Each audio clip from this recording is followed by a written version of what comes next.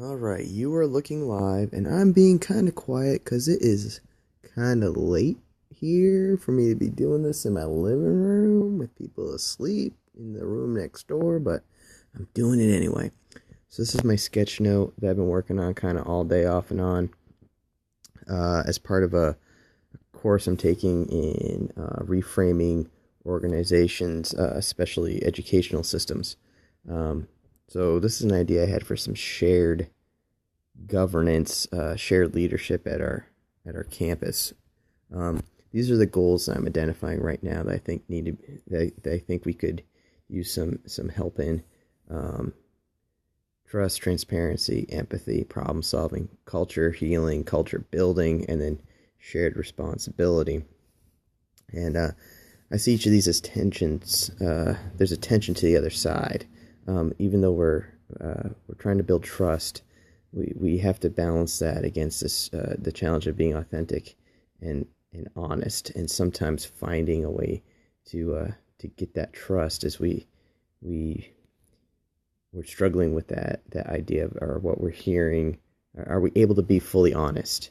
Are we able to be fully authentic and still build trust? Um, I see a tension between those two. I'll talk about this in a second here, a little more. But transparency versus expediency, empathy versus efficiency, problem solving versus consensus, culture healing versus accountability, culture building versus common vision, and shared responsibility versus designated duties. And I guess when I say versus, I'm just using versus as shorthand for tension. Tension is way more nuanced and way more interesting a concept than versus, because these aren't binaries. I just see the tension of trying to wrangle with these ideas in light of trying to grow these. We really have to confront some of these, and that can be the source of tension. At least that's the way I'm seeing it. Why did I just go out of focus? Oh, come on, Samsung. All right, there we go. So I feel like what I was saying just a minute ago is I feel like these issues of authenticity and honesty, expediency, efficiency, and consensus. Um, I feel like sometimes these are interchangeable in terms of dealing with trust, transparency, empathy, and problem solving, as though you could line up expediency as being one of the troubles with problem solving, a tension point in the problem solving process. You could see that with efficiency running into trust, consensus building, and transparency. I feel like any one of these could be a tension point for these, but culture building, and I don't see efficiency being like, I don't see those, the tension point of trying to be efficient. I don't see runs into the culture building problem as directly, but trying to build a common vision is why it's hard to build culture, like to get to that place. So I guess I could move consensus down here, feel that. So these tensions kind of work together. I guess I'm just trying to be really transparent in my own thinking about where I'm seeing the trouble spots in trying to make this happen, where I see the challenges. So anyway, and over here, like, it got me thinking about Lego culture and this idea of interchangeability. This right now my current work in this class is around vertical and lateral structures and the idea of framing. Here's the book is right there. It's Reframing Organizations by I can never remember their name, Bowman and Deal. And it's actually really quite good. Yay for interlibrary loan. Huzzah. So that's what I'm reading out of, and I've been reading about the structural frame. One of our challenges for this class is to apply that knowledge to designing a framework or designing a system for our own impact areas. So I've been thinking for a long time about reframing our shared leadership structures and our leadership structures at school. Not so much things I don't have any power over at all. Like I don't get to choose whether or not we have a head of campus or a principal or a tech center. I'm an English teacher, and that's my official title, and it's my unofficial title. Um, that's what I am and what I do. Um, so we have a head of campus who happens also to be the principal, but we have a head of campus position who happens also to be the principal. We also have a tech center director. We have a head of guidance. We have an assistant principal, and we have a halftime assistant principal and a halftime AD. The AD also has an assistant AD. I guess I could add that in here too later. It doesn't really plays an incredibly vital role, but in terms of leadership structure, not a we don't directly we don't none of us have to check in with him to get okays on things, and he doesn't function as an admin. He functions as the assistant athletic director. He basically runs all kinds of stuff. He does an amazing amount of work. It's kind of insane. Then we have department heads, and then we get into teachers, and I hate doing this. Like I'm just trying to be comprehensive here. I don't mean to suggest that ed techs are less important and teachers or support staff are less important. I just mean in this kind of hierarchy of systems in the school for like layers of responsibilities. Teachers and the librarian are kind of at another level of responsibility above ed tech, support staff, food service, and custodians. But I don't mean that in any way to suggest that means importance or to diminish the efforts and the importance here. So this is kind of our vertical structure. Then we have these lateral structures and coordination in place, and this is where things get really messy, I think, for us. Although it's been less messy. We have departments: English, social studies, science, math, foreign or modern language. I forget which. I think we're calling them modern language now. Health, special ed. And music. I left out music and art. I'm gonna write that in right before I forget because that's unacceptable. Music and art. So we have those on campus. Then we have these committees. We have proficiency-based education team. We have a PBIS team, which includes the RTI work. We have a tech committee. We have students assistance team, and we have a leadership team.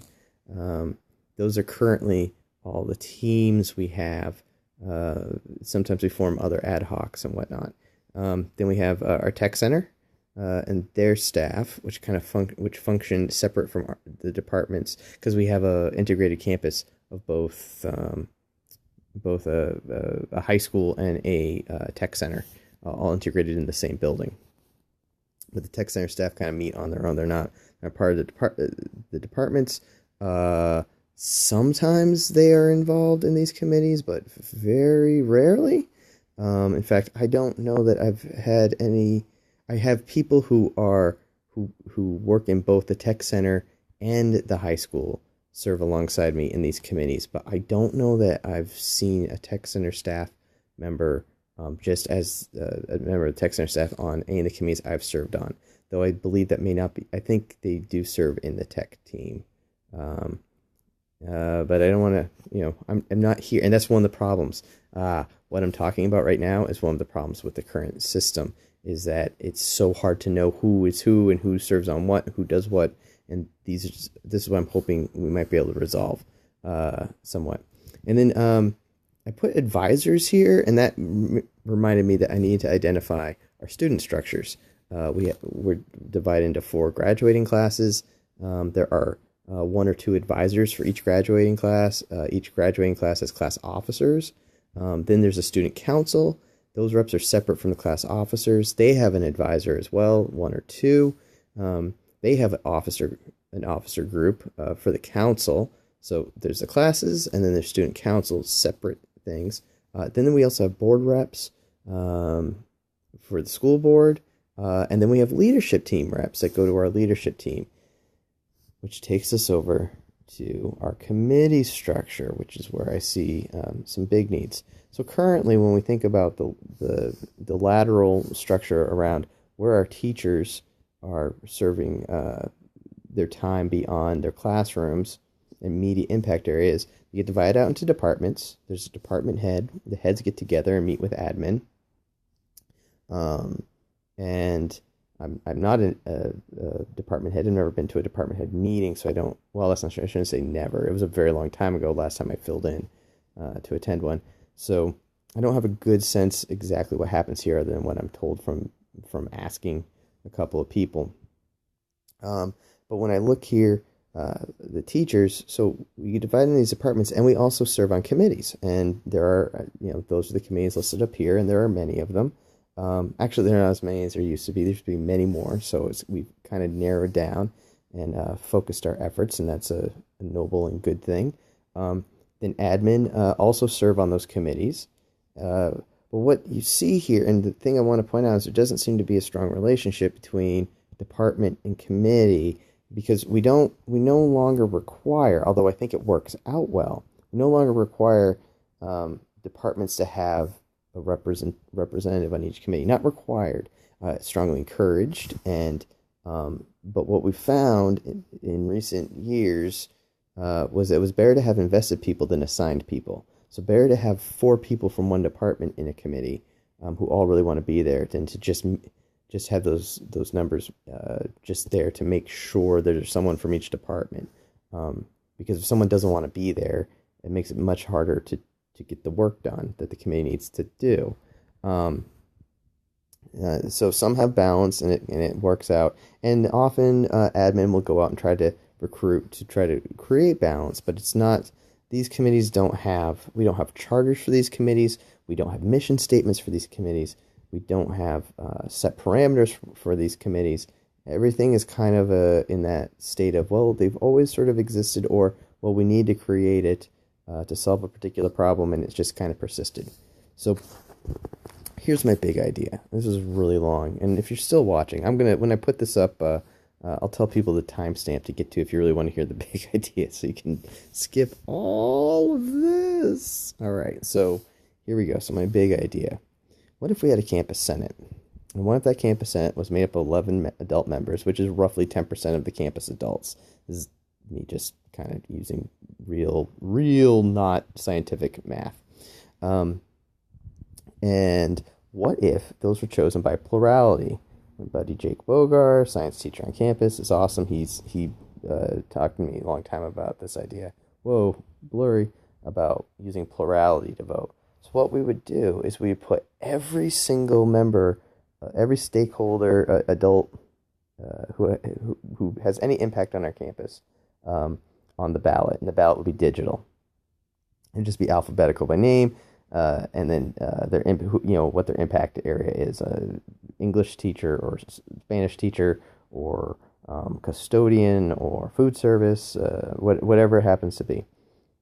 They're all there. You vote for every single one that you think would be a voice of leadership and representation for this campus. The top 11 vote getters become your adult senators.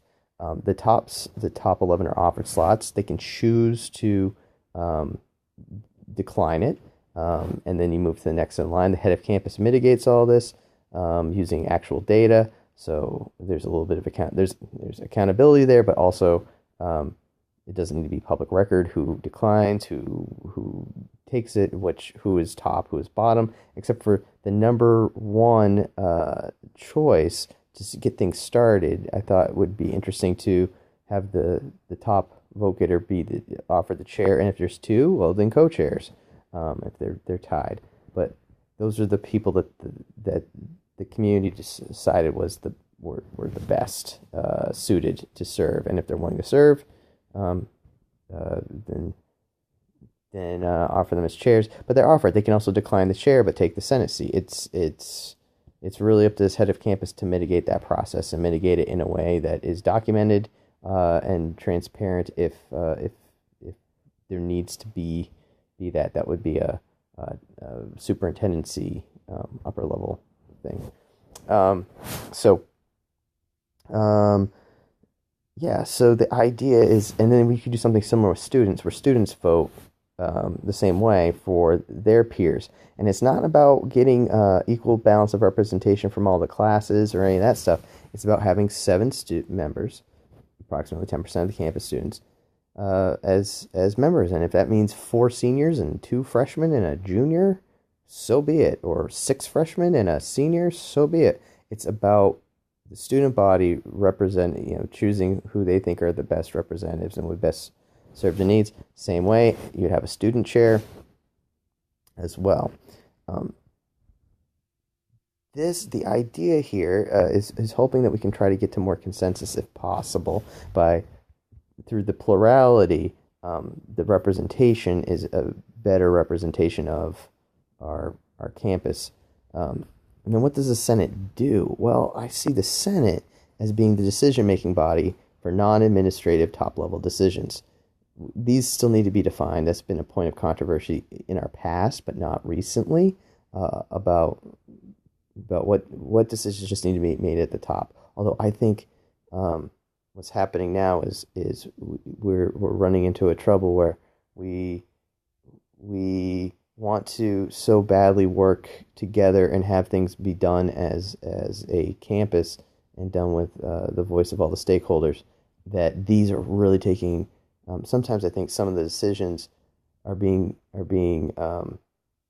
offered to us to give input and help solve, when maybe that they're really a top level decision that we really shouldn't be chiming in on. That it's really that there are times when our admin are being so giving and so aware of our need to have buy-in and need to have say, that some of these top level decisions are ending up not getting made as quickly. It goes back up to those tensions. But again, I'm not an admin, so this is just me armchair quarterbacking. I'm just trying to be very open and honest about that. What I'm hoping this does is create a way for us to do less armchair quarterbacking and more knowledgeable, informed decision making, and and leadership. So here's the idea: you've got the Senate.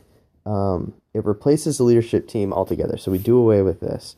A model that was incredibly useful when it was first established, but having served on it, it's not. I don't think it's as efficient as it could be. It goes back to those tensions.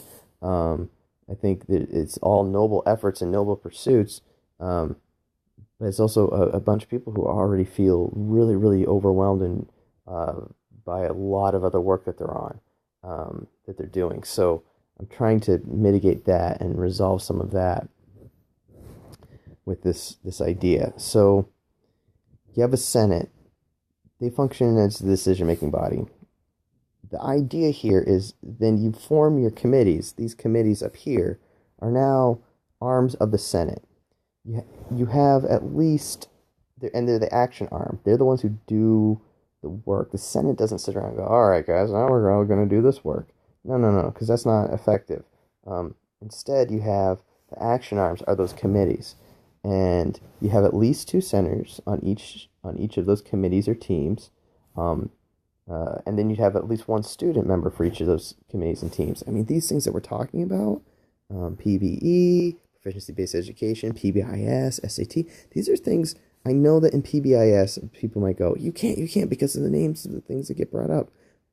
Well, maybe the nature of that work has to shift a little bit. I don't know, but it feels like we should have students being a part of those conversations. So, oh man, it keeps going up. There it goes, it's back. All right, so this is what I'm thinking there. Then and this isn't as vital. This I think is. This I think is important. It's not a deal breaker for me. This idea of having a senator from that plurality voting on each of the teams, I think is absolutely vital.